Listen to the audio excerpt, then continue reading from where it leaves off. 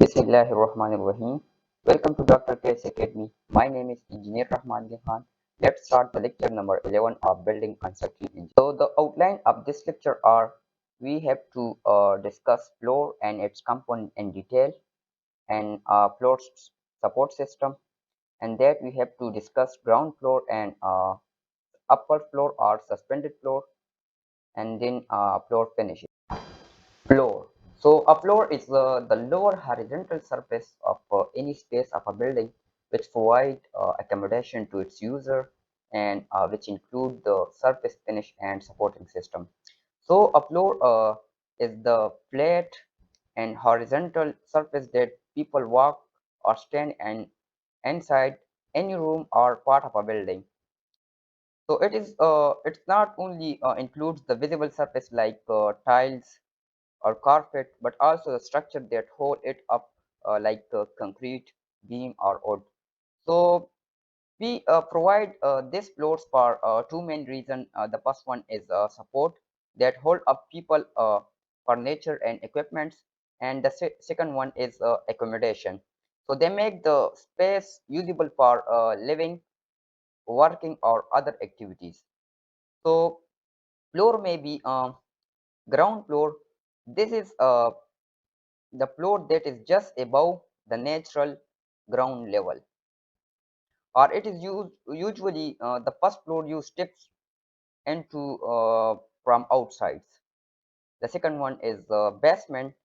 So a basement is a floor that is below the ground level, and it is often used for storage, parking, or utility rooms. And the third one is upper, or it is also called a suspended floor.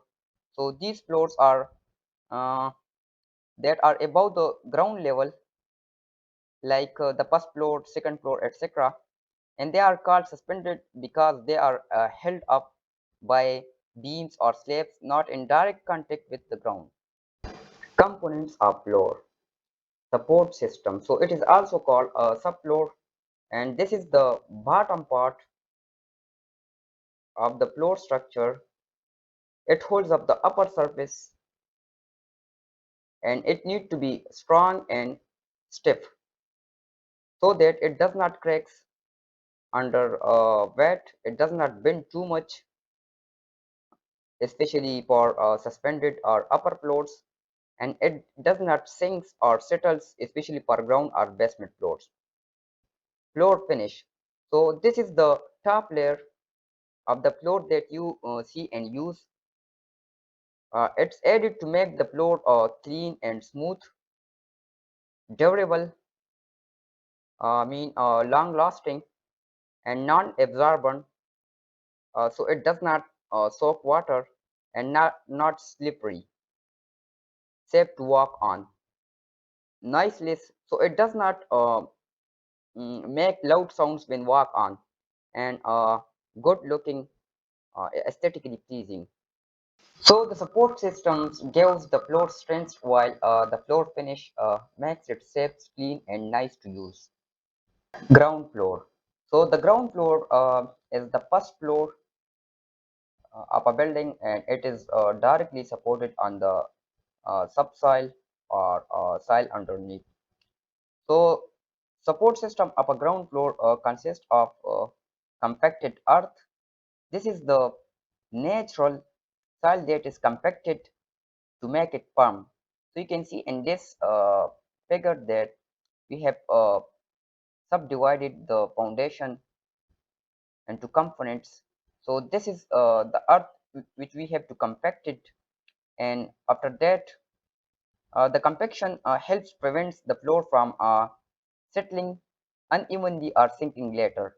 Then a layer we have to provide it is compacted coarse sands. So a 6-inch thick layer of coarse sand is placed above the compacted earth. This sand layer serves two purposes: moisture control. It stops water from rising up from the ground through small pores, and settlement control. It helps distribute the load evenly and reduces the chances of the floor settling unevenly over time.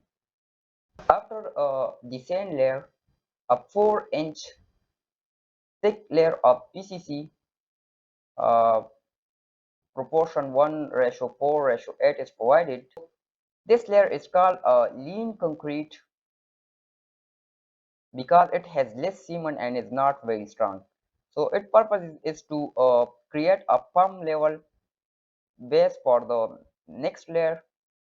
It is a barrier between the soil and the stronger concrete above. So after that, we have to provide another layer which is basically a proportion 1:2:4. So on the top of the lean concrete, a 2-inch thick layer of stronger PCC plain cement concrete. The proportion is 1:2:4 is provided.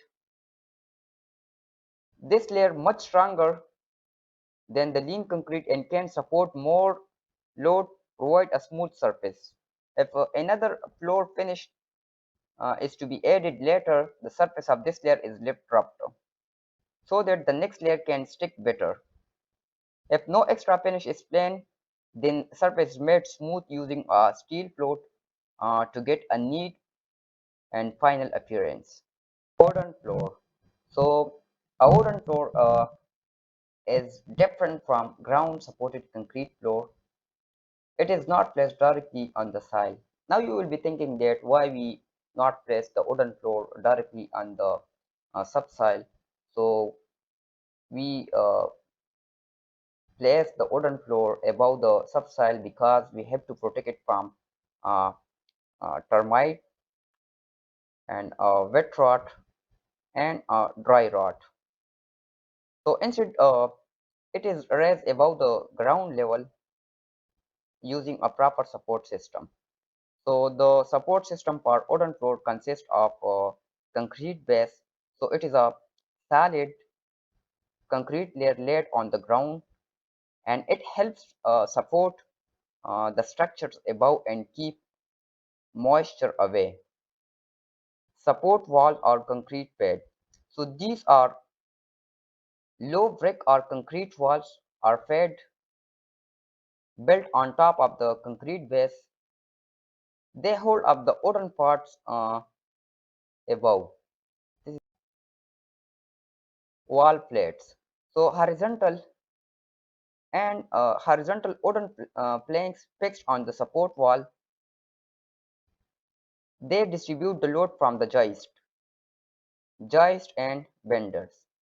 So joists are a long horizontal wooden beam that carry the floor load. Binders are used in double floors. They run under uh, the joist to give extra support.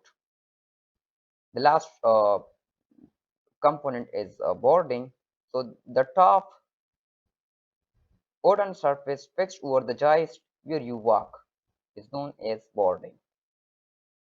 So types of wooden floor, it may be a single floor or a double.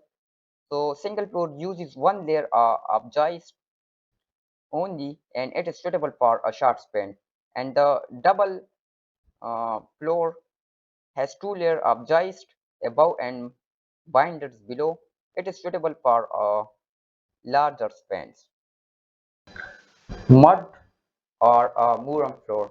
So a mud floor, it is also called a muram floor, is a traditional and economical type of flooring commonly used in rural or low-cost buildings. It is directly laid on the base soil, and its structure is simple but functional. So the construction layer of a mud floor consists of compacted earth, and this the natural ground soil is compacted, mean pressed firmly to make a stable base. This helps avoid future settlements or uneven surface. Second one is a layer of rubble stones or brick beds. So on top of the compacted soils, a layer of hand-packed rubble stones or pieces of broken bricks is added. This thickness is about 10 centimeter, and this layer helps in drainage and gives a strength to the floor. The third one is the clay filling. So in this, the gaps between the stones or brick beds are filled with wet clay, and then the surface is rammed to make it solid and stable.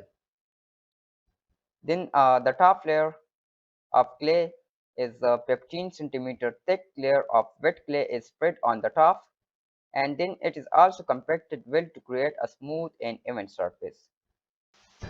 So mud floor are low cost and easy to repair, and it is suitable for dry climate, and it is not ideal for area where heavy rain or moisture is exists.